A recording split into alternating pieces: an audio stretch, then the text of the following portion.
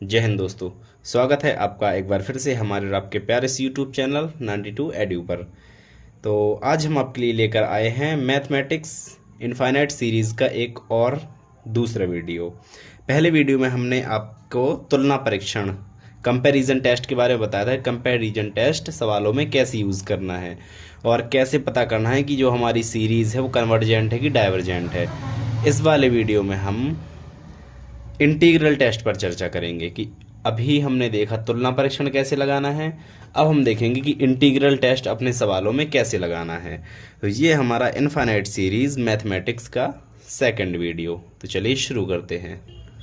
तो समाकलन परीक्षण का जो रूप होता है वो कुछ इस प्रकार से होता है। इंटीग्रेशन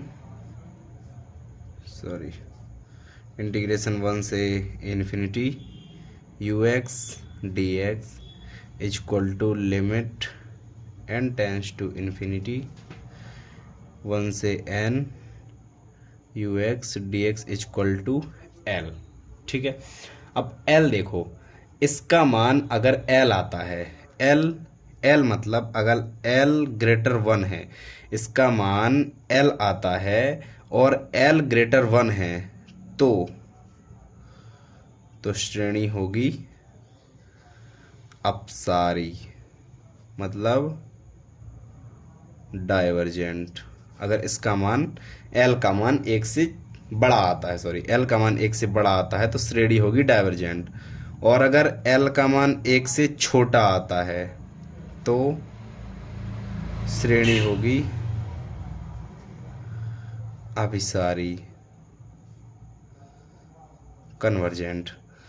l का मान ये दो चीज़ें आपको ध्यान रखना है कि अगर l का मान 1 से बड़ा है तो श्रेणी है डाइवर्जेंट और l का मान 1 से छोटा है तो श्रेणी है कन्वर्जेंट। तुलना परीक्षण में ऐसा नहीं था, तुलना परीक्षण में उल्टा था कि l का मान 1 से बड़ा है तो कन्वर्जेंट, l का मान 1 से छोटा है तो डाइवर्जेंट। ऐसा तुलना परीक्षण में ऐसा था। लेकिन समाकलन परीक्षण में अगर l का मान 1 से बड़ा है तो श्रेणी होगी अपसारी, डाइवर्जेंट, और अगर l का मान 1 से छोटा है तो श्रेणी होगी अभिसारी, कन्वर्जेंट। और अगर मान लो l का मान 1 है तो हमारा जो टेस्ट है वो फेल हो जाएगा, हमारा टेस्ट फेल हो जाएगा।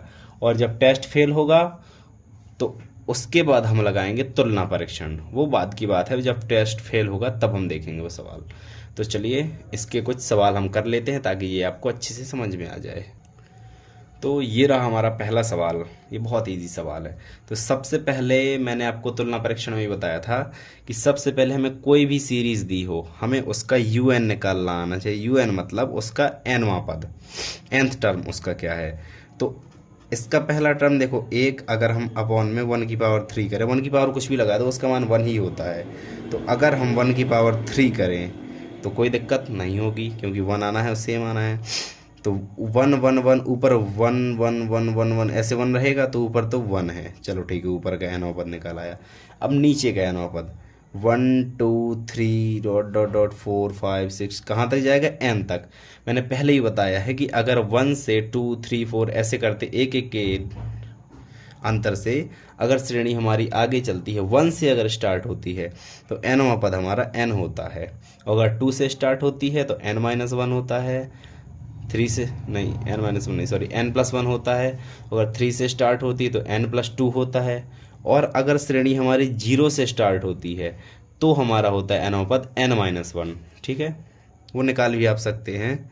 an बराबर n plus a n-1 a plus n-1 into D, ऐसा सॉरी यहाँ रख दूँ, a plus n-1 into D. हाँ ये वाला इस वाले फॉर्मूले से आप निकाल भी सकते हैं nवां पद, तो इजी है बिल्कुल। ठीक है, 1 2 3 4 n, ये n तक गया। अब पावर में क्या है, 3 3 3 3 3 3 ऐसे 3 चला जाएगा तो 1 अपॉन n की पावर 3, ये हो गया हमारा nवां पद। आपको अगर nवां पद निकालना आ गया तो ये सवाल आपके लिए बहुत ईजी हो जाएंगे।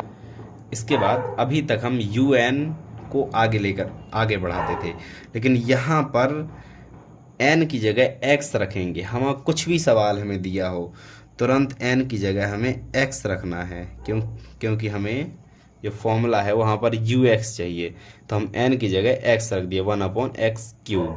अब ये जो वैल्यू निकली है ये इस वाले इक्वेशन में रखेंगे, तो रखिए 1 से infinity u x d x equal to limit n tends to infinity 1 की पावर n यू एक्स का मान 1/x³ dx, ठीक है। अब l हम जो कुछ भी इसका मान निकलेगा वो l वो देखेंगे हम क्या इसका मान निकलता है। अब आपको इंटीग्रेशन करना आना चाहिए। इंटीग्रेशन अगर आपको करना आता है तो ये सवाल आपके लिए बहुत इजी हो जाएंगे। n टेंस टू इन्फिनिटी 1 से n, ठीक है, 1/x³। अगर ऊपर भेजते हैं x³ को, x की पावर -3 हो जाएगा, तो इसका होगा x की पावर, अभी हम x की पावर -3 dx लो, ऐसे अभी बताता हूँ, ठीक है। अब देखो x की पावर n का क्या होता है, x की पावर n+1/n+1, ठीक है, ये होता है इसका फॉर्मूला। तो limit n tends to infinity x की पावर n+1, तो x की पावर -3 n हो गया +1/-3 +1, और लिमिट कहाँ से थी, 1 से n की लिमिट थी, ठीक है, दिख रहा है। हाँ, अब इसके बाद हम यहीं पे कर लेते हैं इसे सॉल्व बाकी का। तो थोड़ी इसे और अभी छोटा कर ले हम, limit n tends to infinity x की पावर -3 + 1, तो x की पावर -2 अपॉन -3 + 1 मतलब -2, ठीक है, और लिमिट हो गई हमारी 1 से n की। Limit n tends to infinity ये आ गया -1/2n², 1 से n, ठीक है, कोई दिक्कत। अब रखना है हमें लिमिट, जो 1 से n है लिमिट वो रखनी है। तो n टेंस टू इन्फिनिटी, ये आगे वाली लिमिट अभी नहीं रखनी, अभी ये वाली लिमिट हमें रखनी है। तो अपर लिमिट n ही होगी हमारी, ठीक है। यहाँ पर सॉरी यहाँ x आएगा अपना, तो x की जगह हमें लिमिट रखनी है, n होगी, तो -1/2n² अपर लिमिट माइनस लोअर लिमिट, तो माइनस और ये माइनस प्लस हो जाएगा। 1/x की जगह 1 रखना है तो 1 ही आएगा, तो 1/2 बस बचेगा, ये होगी लिमिट। देखो एक बार और देख लो, x की जगह हमें n रखना है, तो सबसे पहले अपर लिमिट हमारी n है, तो 2n², x की जगह हमने n रख दिया, ठीक है, प्लस क्यों आया कि अपर लिमिट माइनस लोअर लिमिट ये होता है, तो अपर लिमिट रख दिया, माइनस माइनस माइनस प्लस हो जाएगा, प्लस लोअर लिमिट, अब रखना है लोअर लिमिट 1, तो x की जगह 1 रखना है, सो 1/2 बस बचेगा, ठीक है। अब आगे n, अब ये वाई लिमिट है, ये वाई लिमिट रख दो, तो n की जगह अब इन्फिनिटी रखोगे तो 1/∞ आएगा, और कोई भी संख्या दी हो तो संख्या बटे अनंत का मान होता है 0, ठीक है। तो 0 + 1/2 बराबर 1/2। अब एक चीज़ देखो, 1/2 एक से बड़ा है कि छोटा है, तो ये है <1। अब देखो <1 में क्या है हमारी श्रेणी, कन्वर्जेंट अभिसारी, तो क्या कहेंगे हम, अतः श्रेणी अभिसारी है, क्या है, कन्वर्जेंट है हमारी श्रेणी, ठीक है। ये हुआ हमारा पहला सवाल, और ऐसे सवाल बहुत इजी सवाल है इसके, एक और सवाल आपको मैं बताऊंगा।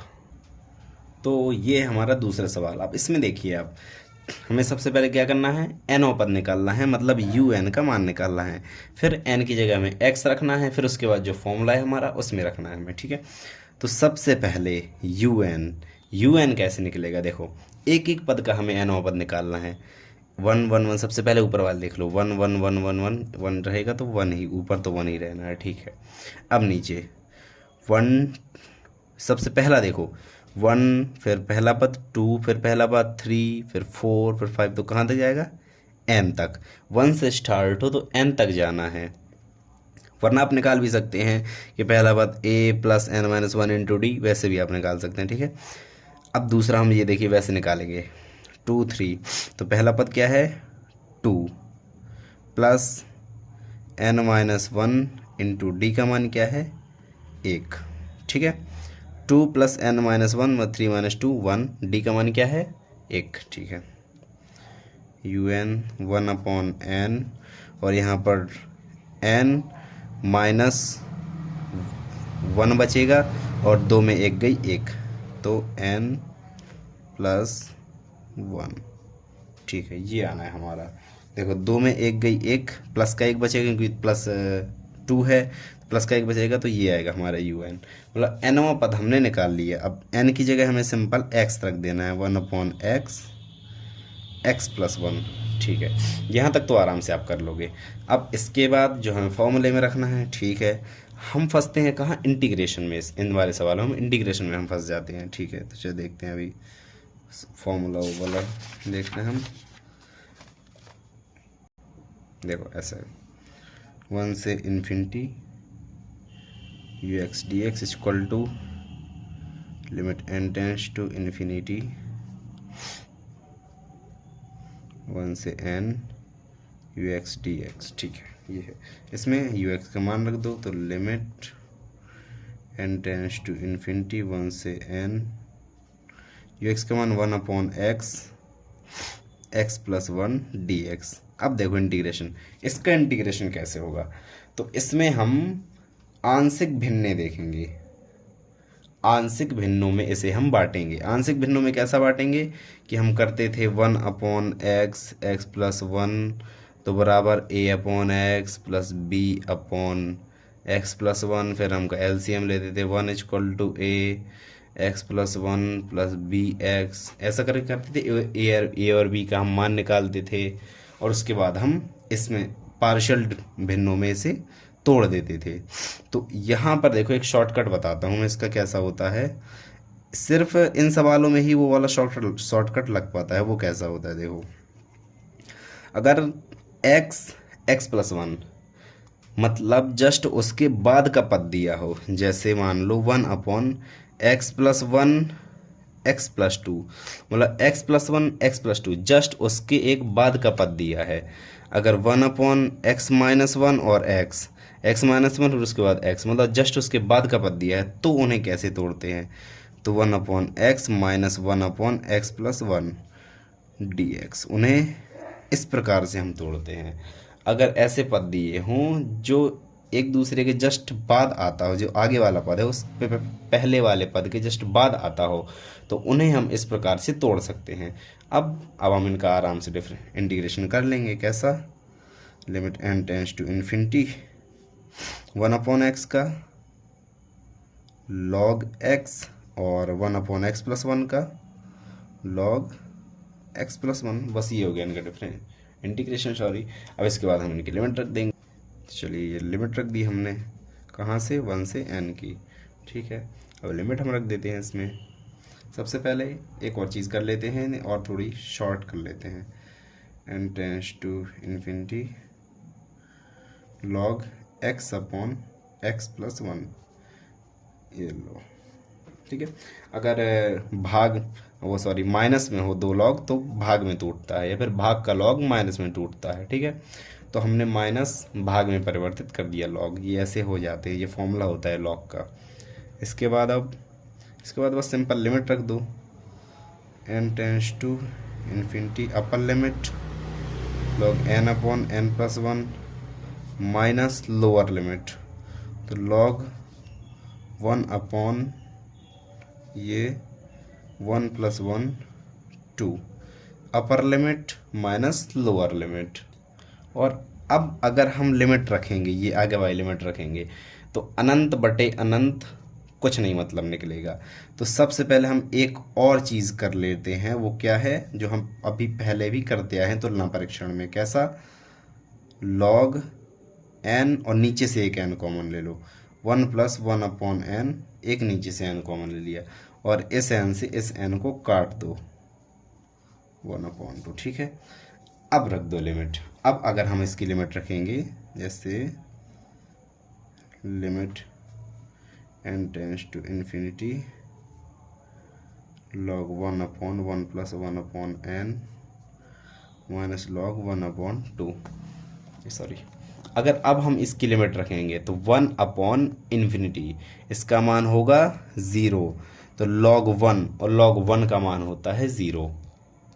ठीक है ना, समझे कि जब हम n टेंस टू इन्फिनिटी मतलब लिमिट रखेंगे, n की जगह अनंत रखेंगे, तो 1/अनंत का मान होता है 0, log 1 बचेगा तो log 1 का मान होता है 0। तो यहाँ पर क्या बचेगा हमारा, log 1/2। अब log 1/2 का मान 0 नहीं होता है।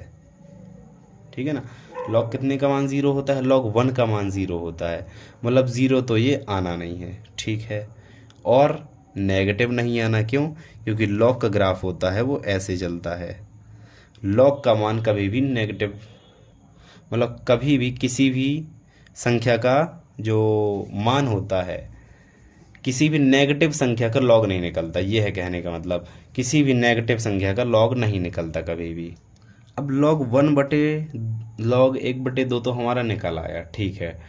अब हम ये कैसे पता करेंगे कि ये 1 से छोटा है इसका मान कि 1 से बड़ा है? तो देखो, ये जो है यहाँ 1, और log 10 का मान होता है 1, ठीक है, और log 1 का मान होता है 0, ठीक है। अब log 10, ध्यान देना, log 10 का मान 1 होता है, log 1 का मान होता है कितना? 0। तो 10 से छोटा है 1/2, 1/2 10 से छोटा होता है, तो log 10 का मान 1 है, तो log 1/2 का मान 1 से छोटा होगा ना, क्योंकि log 10 का मान 1 है, तो log 1/2 का मान लेस देन 1, 1 से छोटा होगा, क्योंकि 10 बड़ा होता है 1/2 से, ठीक है। अब लेस देन 1 आया, जो हमारा उसका L का मान है वो लेस देन 1 आया, तो क्या होती है हमारी श्रेणी? अभिसारी। इसे क्या कहते हैं? कन्वर्जेंट। तो हमारी श्रेणी क्या है? कन्वर्जेंट। क्यों? क्योंकि इसका मान 1 से छोटा होता है।